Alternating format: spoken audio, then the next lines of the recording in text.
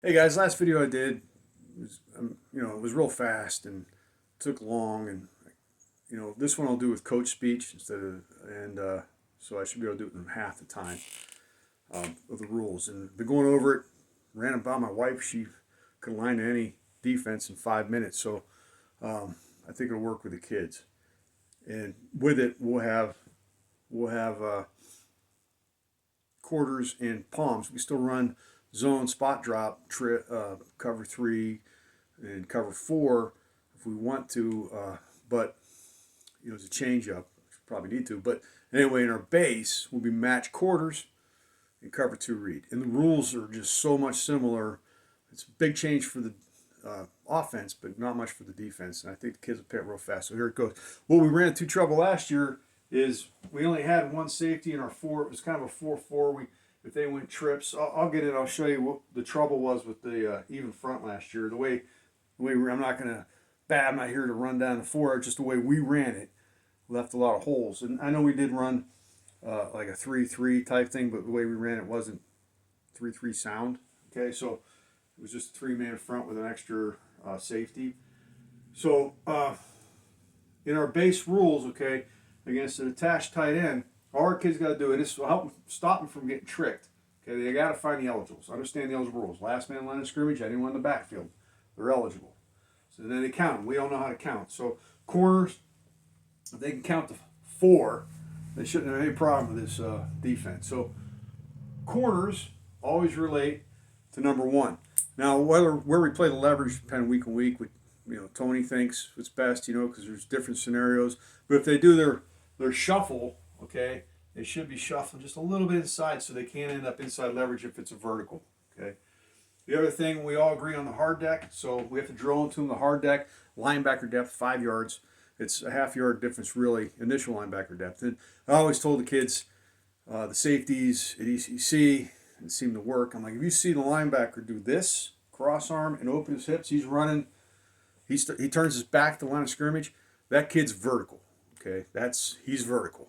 Okay, and then he's going to release him, and our linebackers know once they do this, they're going to take 3-4 steps, which will put them in the sweet spot of the seams, the easy throws. The quarterback should just see the linebacker's back.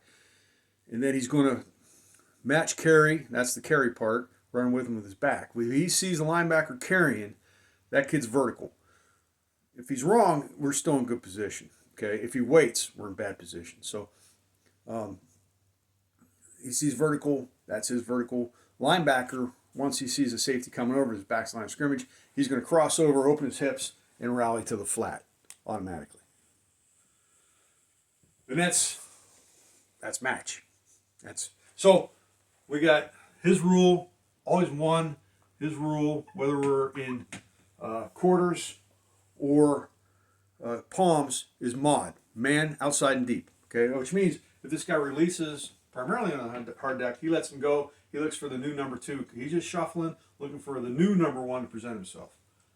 Okay, this will be court. We're attached. Tight end's attached, and the tight end could be wing and H-back. Okay, the Sam is going to be outside leverage number two. His only change of rules is now he has to carry the wheel of two. Okay, if the two goes away or vertical, he has flat. But if two goes negative, two starts running out, he goes out with him, like a China. So he's carrying the wheel of two. That's the only change. Okay, Mike always relates to number three. Right now it's number three. So wherever three goes, he goes. If three pushes the flat, he's out to the flat. Okay. This is not a Q, so they don't have a Q, and well, this is a Q. I'm sorry, I thought I was doing single wing. So we have trips to that side. Mike has three, Sam outside leverage two, corner has one. Okay, and then how we make this work, okay, is with the defensive line. And defensive line coaches today, every place I've been, they all want to do hand fighting. Okay, this is not college football. There's no T.J. Watt. This is high school football. Let's make it hard on offensive linemen. Okay, offensive linemen now want to hand fight. As I go through this as an offensive line coach, everyone screams at me for shoulder blocking. We shoulder block. We shoulder defend. Very consistent. Okay, so we're going to shoulder rip. Okay, that offensive tackle. We're going to make life. If he wants to put his hands on a shoulder rip, God bless him. Okay, so we're going to shoulder rip inside shoulder of the tackle. Very important. footwork we'll drill and all that. Nose guard is always going to the pass strength. Pass strength, okay? So he's going to shoulder rip inside shoulder of the center. Okay, what this has done is really helped the Mike, because now he's got to look, he's got outside this gap of the seam. I started with a hard one for him. This is one of the harder offenses to align to. So he's lining outside the seam buck or the ISO, and the Will understands he's got to check A gap. He's a 2 gap, and he's inside the seam buck. Okay. Sam is the force, outside tight end, crushing tight end. Strong safety, a linebacker and run. He has here, if they kick it outside, he's running alley. But we have every gap covered. Free safety backside, okay. We got A, we got my joker here. Okay, free safety. Okay, he's going to look for the help on bracket on 2. He has 3 vertical. If 3 goes vertical, okay, this is a sneaky route we used to run. He's got 3 vertical, no matter who 3 is. He's always lining up off again a number 2. Okay, he can't be inside leverage at 2 in this case. Of course, he's going to be outside leverage 2, be close to the middle. Offensive coordinators see middle of the field. They might see middle of the field open depending on where you play it. It's neither. It's not. It's quarters. So, but it looks like a lot of times it'll look like we can make it look like cover 3 without sacrificing us. So this guy is very important. Okay, top of our inside rip there of the tackle. Okay, it's really hard for high school, particularly left tackles. Usually your younger guy. Nightmare for me as offensive line coach. Teaching that tackle to understand who a pass rush threat is. If he's off the line of scrimmage into that gray area, makes it tough on the offensive line coach because he's not on the field, and it's really hard to determine. It's a what if. It puts them in a what if. So they're always kind of wrong. They're always kind of guessing. So that's what we want to be. Last year when we played it, he lined up as defensive end. The tackle identified him as pass rush threat, and they adjusted. I mean, they're a playoff team, Keystone. So we want to confuse that tackle. We don't know if he's in coverage, and we don't know if he's rushing. Okay, and he's going to do what he's done since 3rd grade. He's going to take the guy in front of him, most cases. Okay, what they'll have to do is they have to do a fan adjustment and do this. Which case, if they do that, we're really in good shape, because now we're going to force the running back to understand a blocking scheme, because now we're going to send the Will. Okay. So until that time, and it keeps him from pushing the Will. So the Will has the push of 2. He goes. So if he blocks, he's going to come. If he goes out, he goes. But he's also looking. Depends on film, but he's looking to get underneath. You guys know the slant of number 1. We have bracket. Okay. We have quarters coverage. We have run gaps closed. He's also the edge on a run. He is the hard edge force outside the tackle. Okay. We ran into trouble last year against Red Bank. No matter what, so we did run 2 different defenses against them. We did better in the even, but this is the trouble. They scored 2 touchdowns on 3 vertical. Really, they ran quads against us. So what we had in our best defense against them was something like, I have to go back to the film, but we did push these guys a little bit. We had a 7-man front. We had a linebacker safety type. Actually, it was a safety. I think it was Michael. I definitely call him a linebacker. So, and we had a free safety. He was kind of over here to the trips. Okay, he rolled over to the trips. They motioned a lot, and what that gave them was this: 2 touchdowns. Even if he covers him, which he didn't, it's an easy throw. Okay, with leverage. So this is the way the changes will help improve that.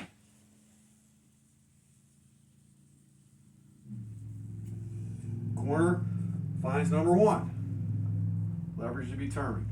Sam, now, okay, detached number 2 puts us in palms. All that means for our kids is that Sam is going to line up apex 2 in the line of scrimmage and 2 the next receiver. But he's a short wall of number 2, which he's match carried. We were just talking about. He's match carrying, deliver that kid to a safety.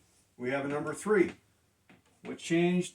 Nothing. Mike has number 3, and we got a number 4. So it could be let's break it down. Blue, tight. Mike has closed gaps. He can hip a little bit to help himself. Will, okay? This is one where you have to think, this is probably the only variation of the rule. Safety, inside leverage number 2. Free safety, he doesn't have number 1, the joker. He doesn't have a 2 to his side, so he can line center of the field, inside leverage of this would be his number 2 if he bumps back, so now he can line up middle of the field or inside leverage of number 2, potential number 2 to his side. Okay, what rules change? Sam is carrying the 2, no longer has the wheel of 2 because he's following mod rules still. He has first to the flat, okay, and number 1, man outside deep. So, which means if he crosses off, he lets him go. And he's looking for the new number 1 coming to him. So they run to the wheel, okay. Sam doesn't have to run with him. Sam has 2 short wall 2, nobody crosses face, nobody out leverage him, and he has flat. So he carries, and he'll ride a flat if they push 4, they do something with 3, okay. Mike always relates to number 3. He's a short wall number 3, match carry deliver to the hook curl. Free safety is responsible for 3 vertical. He's responsible for 2 vertical, corners man outside deep with whoever the number 1 is. Okay, this is where if they run this is where we get in trouble. And it could be confusing, but the Mike should, once he passes him off to the free safety, he's looking for, he's either routing to the flat or he might get outside leverage on the running back. But at least we have a linebacker on a running back in space out there. And the other thing we have is this joker coming. Will maybe nothing to do but rush or have the flat. But we got 4 on 5 with leverage. We have the guards pinned inside. They should not have time to stand in the pocket and wait for running back to lumber downfield on a Mike until he's, past vertical. And depending on the route distribution, 3 could have him anyway. If 3 goes away, if they do something like this, he has whoever's coming down this seam. So there's a very tight scenario which they can get 4 off on us. And everything's covered. All the run gaps are covered.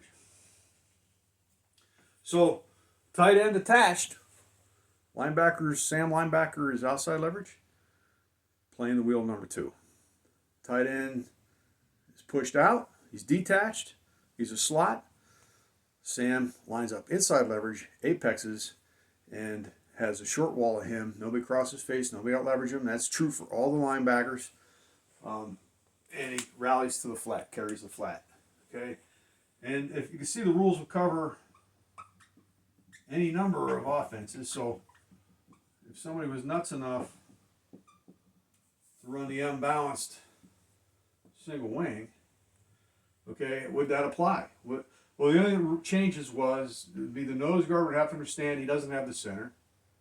Okay, he's finding the true center of the line of a 5-man line. The guards have to understand they have to have a guy between him and the nose guard. The nose guard is still going pass strength. We still have a 1, 2, 3. We have a potential because we don't really have a quarterback. We really would be calling quads. The free safety this side could be saying he has a 1 and 2. Okay. So jokers line up outside leverage. Again, you can be sneaky. Will lines up where he lines up. Mike lines up between the end and the nose guard. We go blue. We go tight. We go off the edge. Okay, out in the corner. Corner has, now we give him outside leverage of 1. Corner's outside the joker. Okay. Free safety. Inside leverage 2. Okay. Sam. That's a detached tight end. Inside leverage. And that's a little bit, he's got to think here. These 2 got to work together. But our rules still fit. He can still palms that. Or we could tell him, we could order quarters. We could say quarters, quarters, quarters. Sam would go outside. Free safety's inside, or strong safety's inside 2. All our gaps are still accounted for. We got the wheel of 2. If we want to put Sam on a wing, but at least we have the run gaps are all covered. He's closed everything in front of him. So he's got here, we're strong off the edge, very strong off the edge. Whether we're in Sam or quarters, we're strong off the back side. We have everybody counted for. Rules are still the same. They usually don't run 4 vertical in the single wing, but they will run 3. but who has 3 vertical? Okay, corner shuffling, inside. Nothing's changed. Okay. Now, the safety, one of the rules of safety always has the true number 2, which makes it even easier because there is some scenarios where in palms, we might want to have a slight change of rules. So if you got true quads, true open, how things can stay the same. Again, pass strength. Mike now can hip. Okay. We have a potential 4 vertical. So what we can do is corner will now go Meg. He's man everywhere he goes. And why we want inside leverage in number 2, the true number 2, is because now, to make the kids understand, is if we go Meg, we've canceled out number 1, and he's a 0. Which makes 1, 2, 3. And now we just play our trips rules with the guys left. So with the free safety, always recognizing the true number 2 inside alignment. Okay, we got the safety on number 1. He's playing inside leverage number 2. Okay, we got the Sam, still apex in 2 and 3. Okay, we can still palms off the remaining 3 guys playing rules. He's just basically playing quarters. Now you're mod. Okay, you have the same rules. You have the same rules. Free safety comes in. He doesn't have a number 2. He could be center of the field. He still has 3 vertical. Mike? And that's the one catch. We might have a Sam run with a number 2, which is something we count for in a game. Corner backside. Okay. Still not moving. Poaching the 8. We can still have help. We still have potential for bracket, double 8s, but his primary is 3 vertical. And we don't give up anything. Go ahead and try to run Q lead, Q power into that box. We still have him outnumbered in the box, and we have him outnumbered in space. And all the run gaps accounted for. Because now he's strong off the edge, okay? And he's replacing on run. So that's a real quick version of how our rules carry against any formation. And it's really simplifies cover 2 read palm. And there's other stuff. First of the flat would be a rule. Real quick. If we got trips, first of the flat of mod. That all it means is if he comes out, he comes down a block, he's the new number 1, we trigger down. Okay, if they go the other way, first of the flat, they go to block the Sam. I just did that one. Sorry. They go to block the corner. He comes back for the bubble. He's the new number 2. He's the new number 1. Okay. Go ahead and do that. Linebackers coming down triggering on the bubble. So we take away the bubbles. They never get leverage on us on the bubbles.